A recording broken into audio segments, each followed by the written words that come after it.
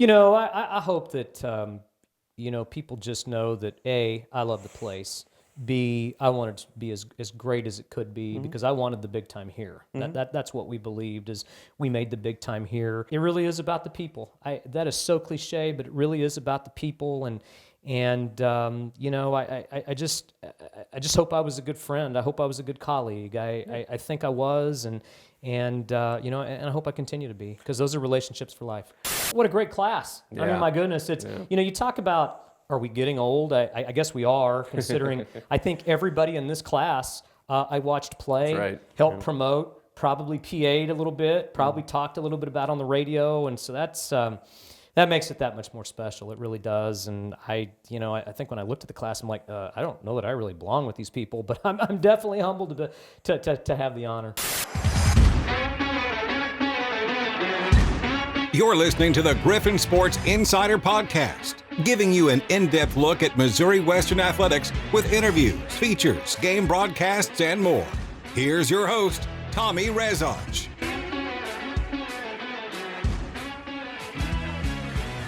Well, hello again, everyone, and welcome back to the Griffon Sports Insider Podcast Hall of Fame series on what is now the last episode of this series. We hope you've enjoyed these conversations with all of our 2024 Missouri Western Athletics Hall of Fame inductees. And last but certainly not least, a man who needs no introduction. He's kind of a legend around here. I mean, obviously anyone who's in this Hall of Fame is, but Brett Esely, who spent over 20 years as an employee here. He's an alum here. And of course, he is the director of the St. Joseph Sports Commission here in the city of St. Joseph. Brett, congratulations. I felt like I was fairly new in town when you announced your departure to Western, and here we are less than 3 years later. You're a Missouri Western Athletics Hall of Famer. I mean, what is the emotion that comes to you when you think about it's less than 3 years and here you are, we're in the Hall of Fame room and your name's going to be up here. Just what emotion does that invoke? Well, I'll be honest, I've thought about it, but I haven't. It's really unique to be sitting here given this was a space that was kind of a project of mine to create. So very unique memories. A lot of memories as I look around these walls. Some of these folks I've never met, but some of these folks are some of my best friends. And so to be joining them is an honor. It's very humbling. It's certainly not something that when I started here over 2 decades ago that was ever on my mind. And quite frankly, even as early as last spring, this was never on my radar screen, but is quite an honor, and look forward to being a part of an elite group because it certainly is. I remember some of your comments of the fall of 2021 when the news was out that you'd be joining the St. Joseph Convention and Visitors Bureau full time. But your love for this place, obviously you grew up here, you were a graduate of St. Joe Central High School, but if memory serves that you said it was you and your dad that started attending Griffon Athletics, you were 6 years old at that point? 6 years old. Came to the field house for the first time. The only I remember 2 things about that game. I couldn't tell you who the Griffons played. That was an NAI. We were NAI at that time. They had a promotion to where if the Griffons scored 100 points, you got a Whopper at Burger King.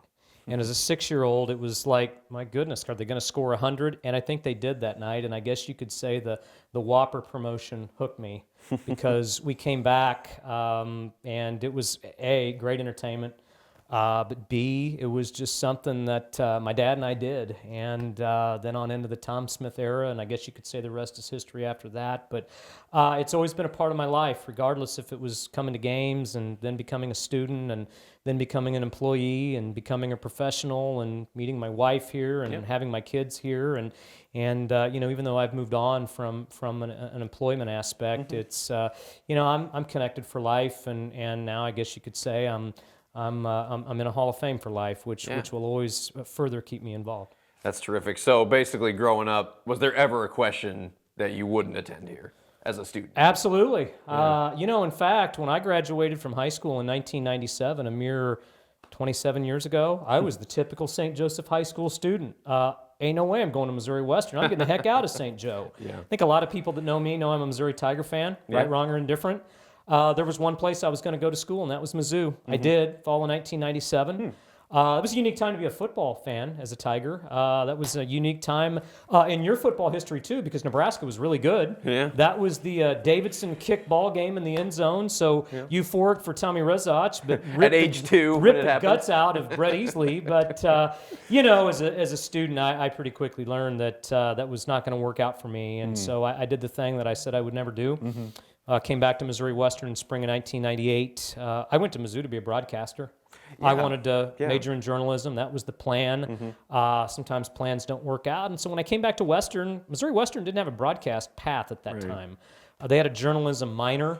And so I had to pick a different path. And I knew I wanted to work in sports. I really didn't know what that looked like. And so I majored in recreation administration. And so I started here in spring of 1998. I did an internship with the sports information department. You know, you talk about a person that was influential for me. The sports information director at that time was a gentleman named Pat Madden. Still lives in Kansas City.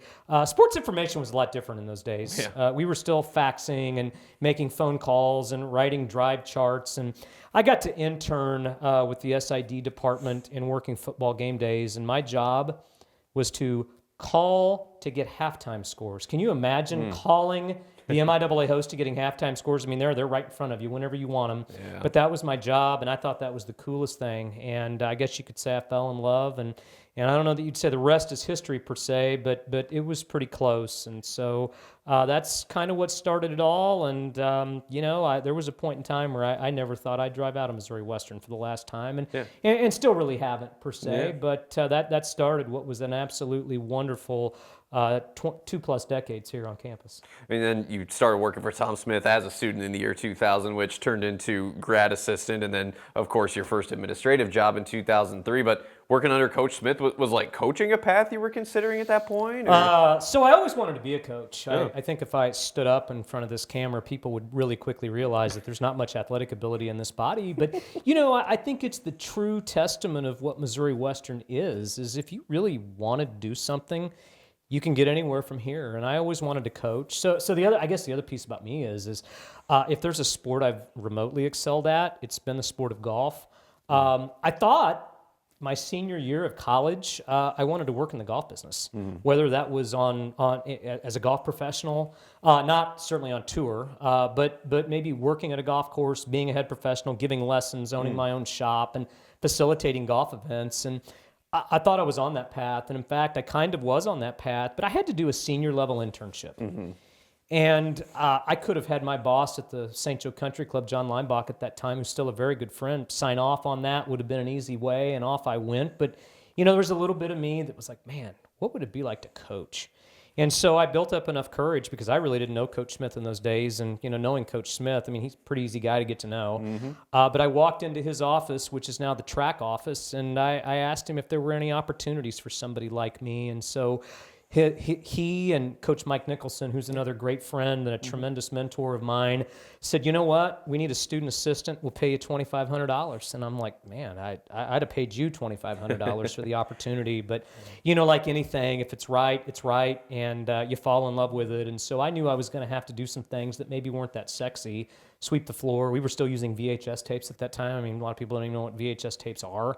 But my job was to basically be the student assistant, but do some managerial things. But I also got to travel with the team, and we didn't have 5-6 assistants at that time. At that time, it was Coach Smith, the head coach, Coach Nick, the assistant coach, and then me. We were a three-headed monster, and I think those guys would agree. I think we all gelled off each other pretty well. We were a pretty good three-headed monster, and you know, the personalities either fit or they don't. And I learned kind of what my role was. You know, we talk about roles on the court, on the course, whatever sport we're talking about, but there's roles on the staff too. And man, there's a lot of days I'd love to go back there. We had a lot of fun, a lot of success. We were around a lot of good student athletes. But that was the point in my life where I learned how to treat people. You know, those two guys treated people very, very well, because, you know, as we all know in athletics, there's a lot of moving parts. There's a lot of people behind the scenes, and there's a lot of people on campus that don't work in athletics that you need. You got to treat them like gold, and those two individuals did. And that was probably what I remember from that era, is as much as anything we did in the locker room on the court is how to treat people, how to connect people. And I still carry that with me to this day. Yeah, well, I think it's a skill that in the time I've known you, seems like it comes natural. So shortly thereafter graduation, you move into an administrative role, Associate A.D. of Compliance and Ticketing. Now, of course, college athletics, even these last 20 years, has changed a lot. But what was kind of the big learning curve going from, you know, a student assistant, grad assistant to, whoa, I'm an administrator now? What was the biggest learning curve there? Well, I've said this a lot historically to anybody that knows me. If there was one job in the department I didn't want, it was compliance. And that was the era, too, where not every department, not every athletics department at this level had a full-time compliance officer. In some cases, it was the AD that was also the compliance officer. In some cases, it was the coach that was the compliance officer. At that time, there was a gentleman here named Mark Linder, who was our first NCAA full-time compliance officer. And Mark became the athletics director. And I went into Mark because, I didn't want to leave Missouri Western. Believe it or not, there was the talk of Chiefs training camp coming on campus in those days. I mean, we were still 7 years prior to the Chiefs formally coming here, but I had heard talk of that. And I went into Mark and I said, hey, I've heard this, and I've heard there may be an opportunity for somebody to get involved in maybe being the camp point person. And I'm interested in that. And Mark said, well, he said, honestly, we've already got somebody lined up for that, but what would you think about compliance? And I'm like, honestly, I don't know that I've ever thought about compliance, but if it's my way in, I'll do it. Yeah. And so I had a pretty good guy to learn from because Mark was transitioning out of that role. And so I took on that role in 2003. Did that for 4 years. Honestly, when I left that role, I enjoyed it. You know what I really enjoyed about it is I got to work with student athletes. I got to know the student athletes very, very well. I got to know our head coaches and staff very, very well. I think there was a little bit of a myth that here comes the compliance guy, what's wrong? I think that's I couldn't be anything further from the truth, but I had a tremendous responsibility. And the other thing that I knew at that time is eventually I wanted to be an athletics director. And so I've always felt if you're going to be the leader of something, you need to have an idea of how everything works. And at that time, compliance is still a big deal now, but compliance at the Division II level at that time, again, was a major, major deal because departments were transitioning and finding that full-time person because there's a lot of rules, there's a lot to eligibility, there's a lot to other things, and it was a hot, hot topic within the NCAA at that time, as it still is now, but it really was then. And so it was a good way in for me, but I also knew that I really didn't want to do that forever, and I had an opportunity to get into the external side of our operation, which fits my skill set a little bit better. But the guy that kind of had Mark, who was then transitioned to be the athletics director at North Alabama, he was transitioning out at that time. So I don't know that I ever necessarily maybe got to see his vision for me, but I think it also maybe let me craft what my vision was moving forward at that time. Yeah, it was 2007 you moved into the role that would be your last at Missouri Western, a Senior Associate A.D. of External Relations. And man, did you oversee a lot of things, anything from, you did some radio commentary to public address announcing, singing the anthem at times. But I know, you had a hand in so many things, public relations, even a little bit from a sales standpoint, event planning, Griffon Golf Classic, and the Gold Coat Victory Fund. But you mentioned Chiefs Training Camp 2010 was the first year of that. Kind of fitting we're talking about that because in the St. Joseph Area Sports Hall of Fame just this year, Dirk Clark, former president of the board, right? He was the chairman of the Board of Governors at that time. Right, and then Charlie Shields, then a state legislator from St. Joseph, that's so instrumental in getting camp here. But what was kind of your role in the university's role in helping getting camp here 14 years ago? So I would say this, realistically in terms of getting camp here, I don't know that my role was all that much. I think my role began when we knew camp was coming.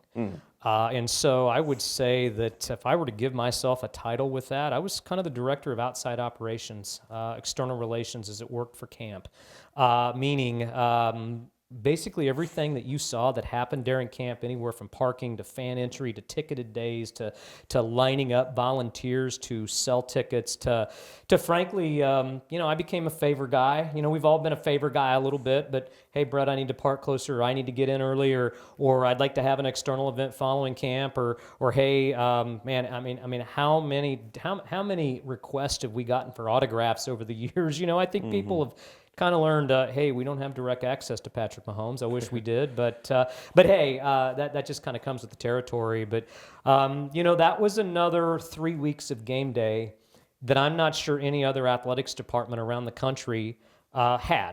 But at the same time, got to meet some wonderful people. Yeah. Got to work directly with some students and student athletes that I may not have gotten to work with otherwise. And I think it really is about relationships and managing people, and it taught me another element of teamwork and working with a team. And when Andy Reid came, the rest is history. But when Andy Reid came, those took afternoon practices to you got to get up at 5 a.m. and be on campus every morning because Andy wants to practice in the morning. And so, those days for us during camp, and still are for the staff that's here, is you work your 6-7 hours at training camp and then your day begins. Yeah. And, I think people realize very quickly, I always chuckled at, I think this is another unique time because this is another contract negotiating period going in. And, I think every time those talks would come up, yes, there was other rumors about, hey, this institution may want to get involved with camp, or this entity may want to get involved with camp. And, I think we all felt like, okay, that's fair. But I wonder what those folks on campus really know about what that looks like to host. And I think that's the one thing among many things that, Missouri Western, we have always had a knack for how would you want to build it if it ever came. And so those are the logistics that I've always said about Chiefs training camp is we knew how they wanted it. Mm-hmm. And it's been built how they want it. And the logistics here are as good as anybody's going to find it professional football-wise, other than where they train and live the other 11 months out of the year where they are. And of course, the other unique benefit there is the university and its university teams and other events get to enjoy those the other 11 months. And so, camp is something, I'll be very honest, I don't miss camp. But it is something that, I, along with several others that have had that opportunity, are probably fortunate that we got to experience a different grind. And it is a grind for that mid to late July through the mid-August that training camp's here. When you think of the residual effects of it, it had an immediate impact on the facilities, the construction of the Griffon Indoor Sports Complex, which at its time pretty cutting edge in the MIAA, the Spratt Stadium complete remodel and upgrade in 2016, and then, with that, the Spring Sports Complex upgraded and so many other different things. And I think that's what a lot of people remember about your era, your time, the Missouri Western Fieldhouse, same thing, got a major facelift. How much of that was kind of your vision? How much did you have to do with the facilities kind of growing during that time? Here he is. I was a part of it. Yeah. I feel like my role throughout the growth was really to cheerlead, was really to talk about why. I'd love to say that I had a major hand in some of those projects. I don't know that I did, but I think I was here. Mm-hmm. And I think, I think I understood the significance. I understood the history. I think an untold story that maybe some people don't understand is, we had an opportunity in 2009, 2010, 2011 when the indoor sports complex was built and kind of what I'll call the first piece of the Spratt Stadium complex renovation. We had a very critical decision to make in 2009, 2010. When I think students on campus now are probably familiar with the Max Experience and the student fee and the benefits package that come with that has really changed a lot over the years. But what that did at that time is it gave athletics an opportunity to expand what do our facilities look like. Mm-hmm. And I think we were focused on the obvious at that time in Spratt Stadium, but we had an opportunity to build a new softball stadium on campus. Yeah. And bring baseball on campus for the first time.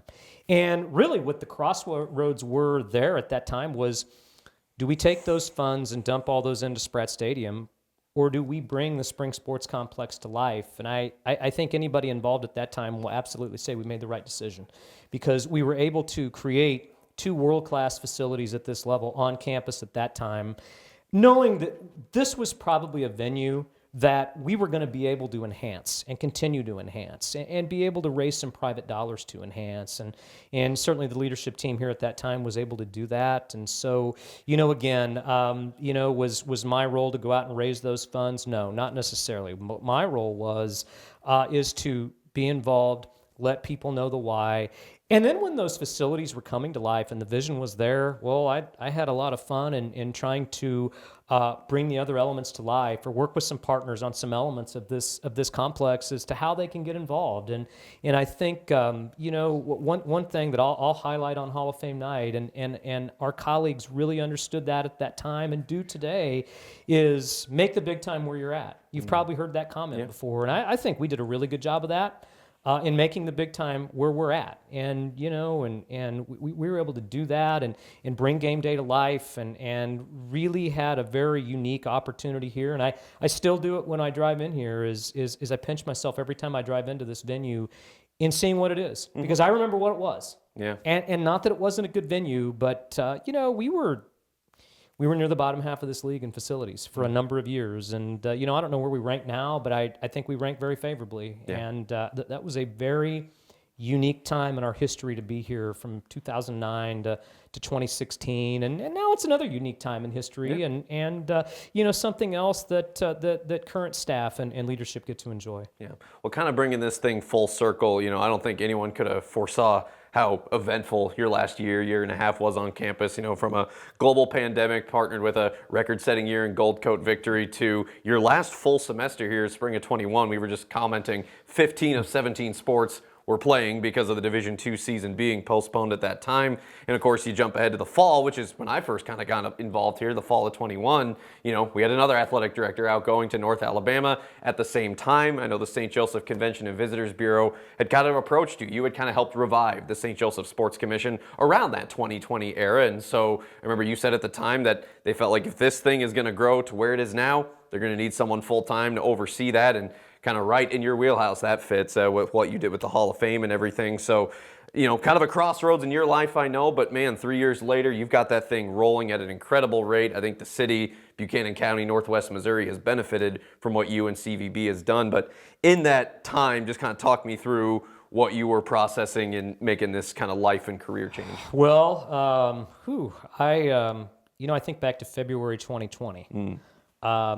Talk about where we were on campus. So there's a picture over to our left of a very full MWSU field house, and Sundance Wicks was our men's basketball coach at that time, and Candy Whitaker had just become our women's basketball coach at that time. And, I think women's basketball was on a good trajectory at that time, and men's basketball was kind of headed back. And, I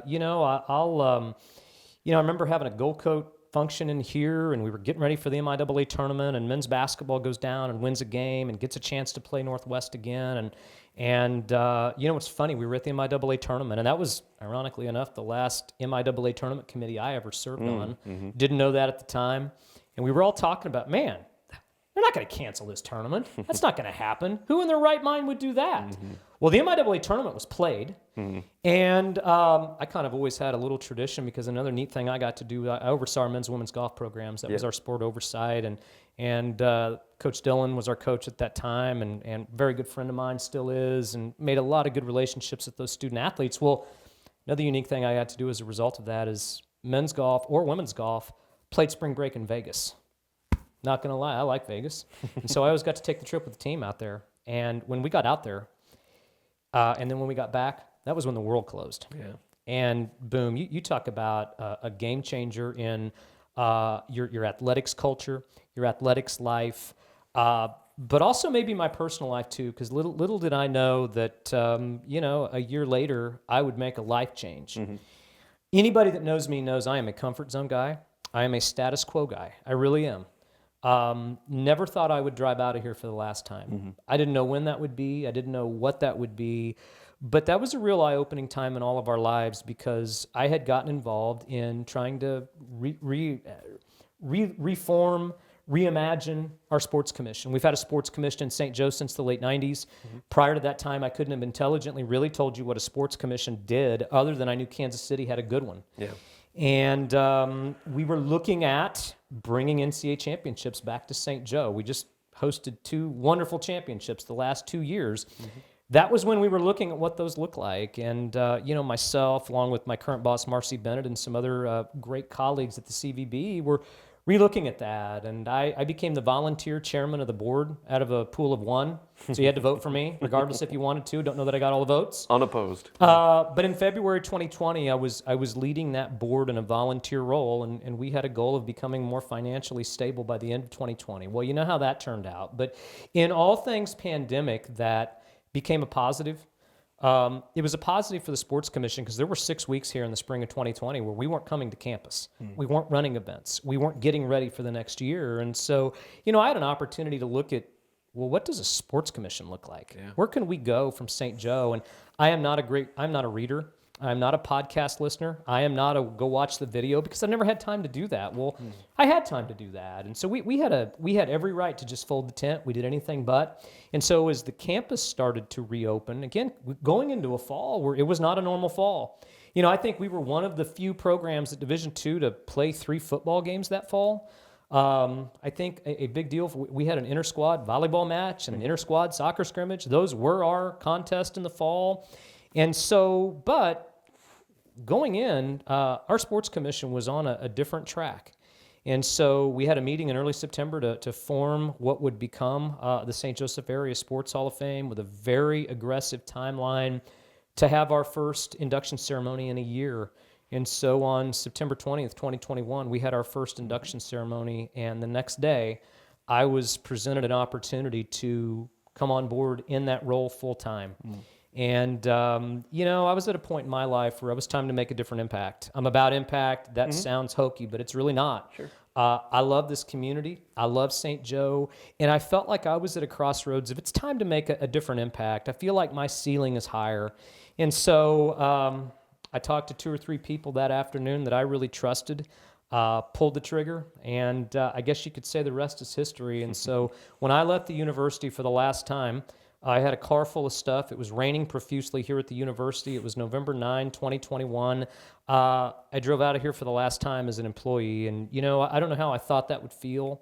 And I don't say this in a derogatory way because it's not, but I felt it. I felt closure. I felt like the timing was right, and so I went into semi-retirement, which was wonderful, by the way. But when I started at the Sports Commission January 3, 2022, I'd never started a new job before, because I don't consider starting here as a student assistant in July 2000 as a new job, because that was an opportunity. That wasn't a job. And then every time I transitioned to a new role, I wasn't transitioning places. I might have transitioned offices, but I wasn't transitioning places. And so it was unique. Yeah. It's still unique, but I didn't replace anybody. I didn't inherit a playbook. I didn't inherit a previous schedule. And so I really got to play to some strengths of our community, some of my strengths, leverage relationships, because I'd made a lot of them in my 2 decades here, and really got to look at what have we done well in St. Joe, what are we doing well in St. Joe, and what can we do well in St. Joe. And so I think over the course of the last 3 years, I don't know where I thought I'd be in October of 2024. I certainly didn't think I'd be being inducted into a Hall of Fame, but I don't know that I thought we'd be able to move the needle like we have, but we have. Yeah. And how have we done it? We've done it by finding fit and niche. We've done it by always had a focus on what's next, and we've done it with belief and trust and doing things in a quality fashion, not quantity, quality, because we always have to do things a little bit better here in St. Joseph. And so I think as I wrap that all up, I've been the type of person that arrive early, stay late, make an impact, whatever that is that day. And you got to set an example, because it's really hard to get people to do something if you're not willing to do it yourself. And so I think that's always kind of been a staple of mine, a signature of mine, and it always will be moving forward. Yeah. I've really enjoyed this conversation. Just to bring it all full circle, as we kind of focus on your time at Missouri Western, being inducted into this Hall of Fame. You talked about this room kind of being a brainchild of yours. Probably impossible to say, what are you most proud of? But if whatever the Brett Esely legacy at Missouri Western was, what do you hope it is, that legacy you left here? Because I look around, everyone else does. I think we still see bits and pieces of things that you did or you had a hand in. What is it that you hope folks remember your time at Missouri Western most for? Well, man, that's a lot of answers to that question. And I've been asked that a lot over the last 3 years, because I think I answered it a few times on the way out of here in 2021. And, I hope that, people just know that A, I love the place. B, I wanted to be as great as it could be, because I wanted the big time here. That's what we believed, is we made the big time here. I'm also most proud of, I guess, I don't know if it's fair to say that I've got a family tree of people that I've worked with that are now other places, but a Chris Kerford of the world, who was my first intern, who now works for the San Antonio Spurs. A Ryan Hand, who was an intern of mine, who's now the assistant men's golf coach at the University of Louisville. People like that who were really good to me, really made me look good. but I hope I mentored them well. I think they tell you I did, and you know, I'm really loyal. I'm loyal to a fault, and I'm really fortunate that even those people that I mentioned and people that I worked with in my latter years here, the Justin Grubbs, the Bree Blantons, I still work with them now. They still like me enough to help me out, and I'm thankful for that. And it really is about the people. That is so cliche, but it really is about the people. And you know, I just hope I was a good friend. I hope I was a good colleague. I think I was, and you know, and I hope I continue to be, because those are relationships for life. Yeah, I don't think anyone would argue that. And the beautiful thing of your role is that, you know, there have been things that have benefited Missouri Western. You know, the NCAA golf regional coming back, the number of women's basketball events that have happened in this town, MIAA volleyball championships, again, in our city here in St. Joseph, and the St. Joe Sports Commission, along with Brett Esely, working hand in hand with Missouri Western over these last few years to bring these great events here. And yeah, I think that's part of your legacy here too, still ongoing, of course, here in the present day.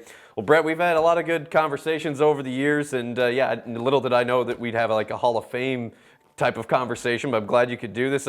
Is it weird to be on the receiving end? You planned a ton of those things, and now you just get to show up and eat, right? I think so. I think it will be. I've emceed a few, yeah, and there's probably bits and pieces of that evening that'll still feel like I'm emceeing, but you know, I look forward to it. Again, it's never a moment in my life that I planned for and was expecting, and you know, I as it should be. We have another event that we're partnering with that weekend, and our colleagues at the MIAA, and a high-level women's basketball tournament that weekend. And I told them in the spring that I was going to have this opportunity, and I said, trust me, this was not on my radar screen. It was not something I had planned for, but you know, definitely something that I'm humbled and honored to be a part of. And you know, I don't think it'll really hit me probably until that evening. So we'll look forward to it. And what a great class! Yeah. I mean, my goodness, it's you know, you talk about, are we getting old? I guess we are, considering I think everybody in this class I watched play, helped promote, probably PA'd a little bit, probably talked a little bit about on the radio, and so that's that makes it that much more special. It really does. And you know, I think when I looked at the class, I'm like, I don't know that I really belong with these people, but I'm definitely humbled to have the honor. So we'll look forward to catching up and seeing some old friends and making some new memories. Brett, congratulations. Thank you so much for the time. Thank you. I appreciate it, Tommy. All right.